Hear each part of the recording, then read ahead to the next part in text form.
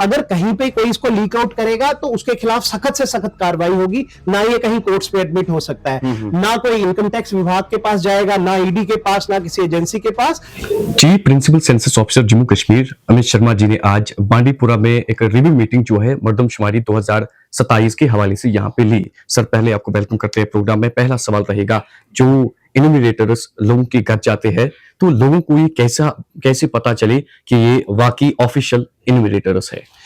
देखिए, जो एन्यूमरेटर्स घर घर जाएंगे उनको बाकायदा प्रॉपर एक आई कार्ड दिया गया है, क्योंकि आप जानते हैं इस बार डिजिटल मीन से सेंसस हो रहा है, तो हर एक्टिविटी टोटली फूल प्रूफ और साइंटिफिक है। तो जितने भी लोग हैं उन लोगों का एक आई कार्ड कैरी करेंगे, वो उसमें एक क्यूआर कोड भी रहता है। आई कार्ड के साथ भी कुछ हो सकता है, लेकिन क्यूआर कोड में उनकी एग्जैक्ट इंफॉर्मेशन है। तो जब आप वो क्यूआर कोड को खोलेंगे तो उसमें क्लियरली आ जाएगा उसका पूरा डिटेल, जो सीएमएमएस पोर्टल पे वो रजिस्टर्ड है।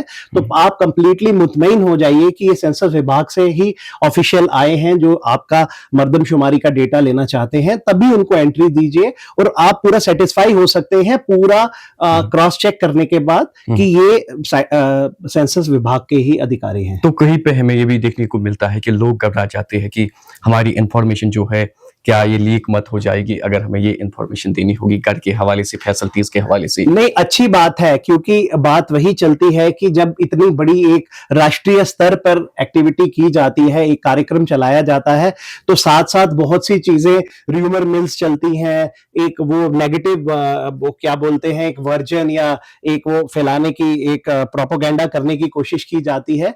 तो उसमें मैं आपके माध्यम से सबको क्लियर करना चाहता हूं, ना कि सिर्फ बांदीपुर के लोगों को, पर पूरे कश्मीर, जम्मू और इवन लद्दाख के लोग जो ये चीज देख रहे होंगे, कि ये 100% फूल प्रूफ है। ये इंफॉर्मेशन कहीं पे लीकेज का तो सवाल ही नहीं है। जब कागज पे होता था तो तब ये सब नहीं, अब तो ये टोटली डिजिटल फॉर्मेट पे ली जाने वाली इंफॉर्मेशन है। हमारे सर्वर्स में एनक्रिप्टेड तरीके से ये डेटा आता है और ये सीधा डिपार्टमेंटल पर्पसेस की जो हमारी आगे प्रोसेसिंग होगी इस डेटा की, ये डेवलपमेंट प्लानिंग, आने वाले फ्यूचरिस्टिक 8-10 साल की जो तामीर रखी जाएगी, फाउंडेशन रखी जाएगी, जैसे आपके यहाँ पे स्कूल है, अस्पताल है, सोशल वेलफेयर स्कीम्स हैं, करीब 40-45 स्कीम्स हैं जो हमारे डीसी साहिबा ये देखती हैं, हर डिस्ट्रिक्ट में डिस्ट्रिक्ट डेवलपमेंट कमिश्नर देखता है। तो उन सब स्कीमों की तामीर रखी जाएगी, क्योंकि आप जानते हैं सन 2011 में पिछला सेंसस हुआ था, तो 15-16 साल के वक्फे में कितनी बदलाव आ गए हैं, कितनी ज्यादा रिसोर्सेज पे प्रेशर आ गया है।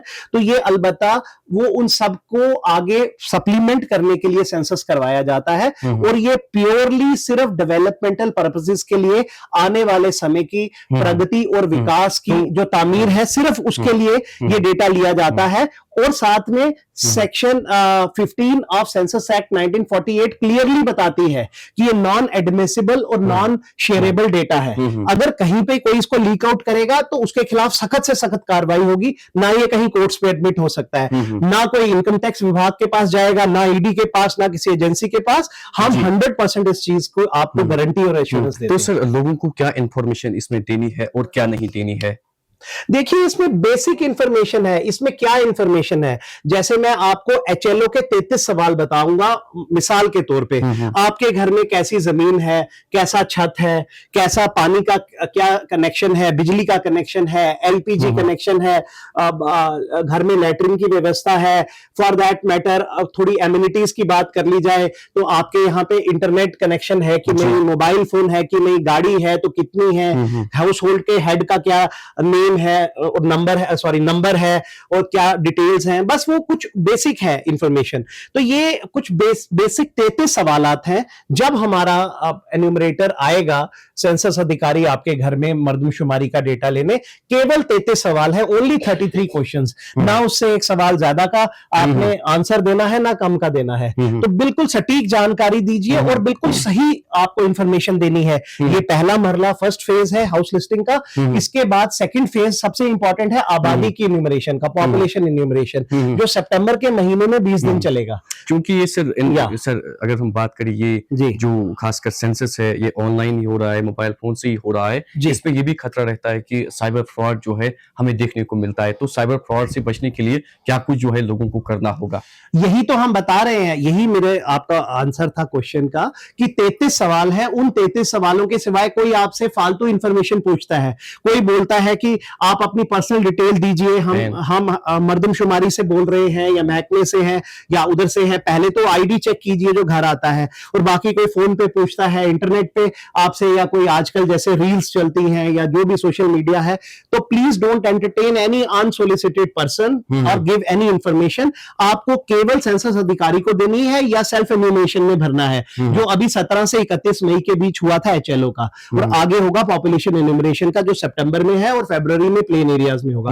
सितंबर में बर्फानी इलाकों का होगा जो आबादी का एन्यूमरेशन है, और उसमें भी जो सवालात आएंगे कि सिर्फ उन्हीं सवालों का जवाब देना है। पर्सनल इंफॉर्मेशन जैसे क्रेडिट कार्ड डिटेल, जैसे बैंक अकाउंट नंबर, पैन, आधार, सेंसस डिपार्टमेंट कोई ऐसी आपसे जानकारी नहीं मांगता है, और आपने किसी को भी किसी भी कीमत पर ये इंफॉर्मेशन, पर्सनल इंफॉर्मेशन नहीं शेयर करनी है। तो ये मैं आपके जरिए लोगों को बताना चाहूंगा, please don't get trapped in hands of cyber criminals.